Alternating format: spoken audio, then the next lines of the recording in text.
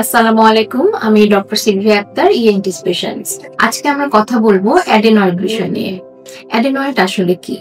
এটা হচ্ছে একটি টনসিল যেটি আমাদের নাকের পিছনের ভাগে থাকে এবং এটি আমাদের নাক আর কানের যে যোগাযোগ জায়গা, ইউস্টেশিয়ান টিউব বলি আমরা, এই টিউবের ঠিক মাথায় বসা থাকে।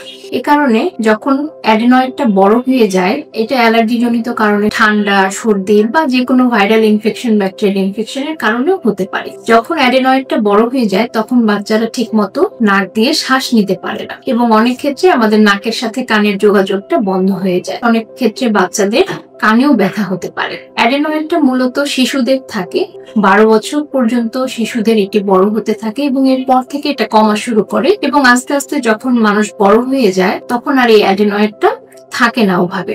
এটার সিমটম আমরা কিভাবে বুঝি? বেশিরভাগ ক্ষেত্রে মায়েরা আমাদের কাছে এসে বলেন বাচ্চা হা করে ঘুমায়, রাত্রিবেলা নাক দিয়ে শ্বাস নিতে পারে না, অনেক সময় মুখ দিয়ে লালা ঝরতে পারে হা করে থাকার কারণে, অনেক সময় বুদ্ধিবৃত্তি কম থাকে, বাচ্চারা একটু হাবা গোবা টাইপের হয়, দাঁতের গঠনগুলো এলোমেলো হতে পারে। এই ধরনের একটা বাচ্চাকে আমরা দেখে আমরা বুঝতে পারি যে বাচ্চার মধ্যে অ্যাডেনয়েড আছে। এখন এটা আমরা কিভাবে ডায়াগনোসিস করব? আমরা একটা এক্স-রে করতে দেই, যেটা আমাদের নাকের পিছনের টনসিলটাকে ভিজুয়ালাইজ করে এবং এই এক্স-রে করার মাধ্যমে আমরা বুঝতে পারি বাচ্চাটার অ্যাডেনয়েড আছে কিনা।